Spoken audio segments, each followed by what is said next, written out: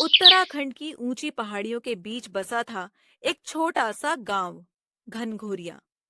यह गांव अपनी खूबसूरती और प्राकृतिक शांति के लिए मशहूर था। गर्मियों में यहाँ के हरे भरे जंगल, फूलों से भरी घाटियां और बहते झरने देखने लायक होते। लेकिन सर्दियों में यही गांव एक बर्फीला कैद खाना बन जाता। नवंबर का महीना था। धीरे धीरे तापमान गिरने लगा। गांव के लोग अपनी लकड़ियां जमा करने, पशुओं के लिए चारा रखने और घरों को गर्म रखने की तैयारी में जुट गए। बच्चे बर्फ की कल्पना में उत्साहित थे, पर बूढ़े औरत मर्द जानते थे कि यह उत्साह जल्द ही कठोर हकीकत में बदल जाएगा। दिसंबर की शुरुआत में पहली बर्फबारी हुई। गांव सफेद चादर से ढक गया। हर छत, हर पेड़, हर खेत पर बर्फ की मोटी परत जम गई। बच्चे खुश होकर बर्फ में खेलते रहे, बर्फ के पुतले बनाते। लेकिन तभी बूढ़े काका नारायण बोले, अरे बच्चों, अब खेल लो, पर याद रखना, ये बर्फ जितनी सुहानी लगती है, उतनी ही खतरनाक भी होती है। दिन बीतते गए। बर्फबारी रुकने का नाम ही नहीं ले रही थी। सुबह होते ही छतों से बर्फ गिरती, रास्ते बंद हो जाते। गांव का मुख्य मार्ग, जो शहर से जुड़ता था, मोटी बर्फ से ढक गया। किसी को बाहर जाना मुश्किल हो गया। खाना धीरे धीरे कम होने लगा। चावल, आटा, दाल का स्टॉक घट रहा था। सब्जियां तो कब की खत्म हो चुकी थीं। गांव वाले अब केवल आलू और सूखी रोटियों पर गुजारा कर रहे थे। सबसे बड़ी दिक्कत थी ठंड।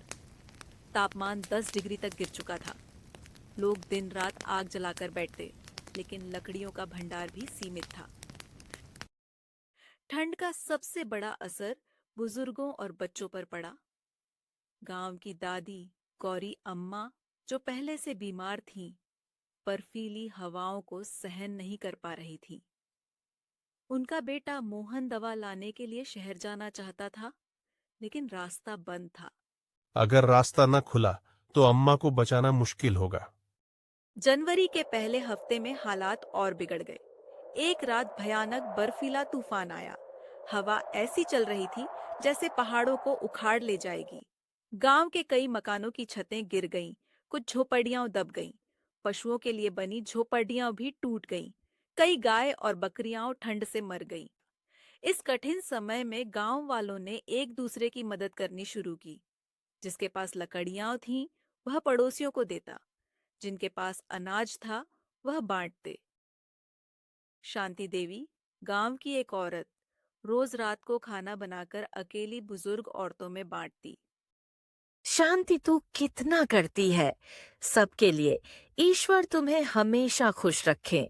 अरे काकी, अगर हम साथ नहीं रहेंगे तो ये ठंड हम सबको खा जाएगी। मोहन ने कुछ युवकों के साथ तय किया कि शहर तक जाने का रास्ता खुद बनाएंगे। वे फावड़े लेकर बर्फ काटने लगे। रास्ता खोलते खोलते उनके हाथ सुन्न हो गए। चेहरों पर बर्फ की धारियां जम गईं। लेकिन उनके हौसले बुलंद थे। 3 दिन की कड़ी मेहनत के बाद वह शहर तक पहुंचने में कामयाब हुए। उन्होंने दवाइयां और जरूरी सामान खरीदा। जब वे गांव लौटे तो सबकी आंखों में राहत के आंसू थे। फरवरी में धीरे धीरे मौसम ने करवट ली। धूप निकलने लगी, बर्फ पिघलने लगी। गांव के लोग फिर से बाहर निकलकर खेतों की ओर बढ़े।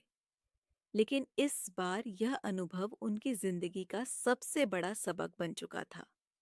उन्होंने समझ लिया था कि बर्फ सिर्फ खूबसूरती नहीं, बल्कि एक ऐसा इम्तिहान भी है जो इंसान की हिम्मत और इंसानियत दोनों को परखता है।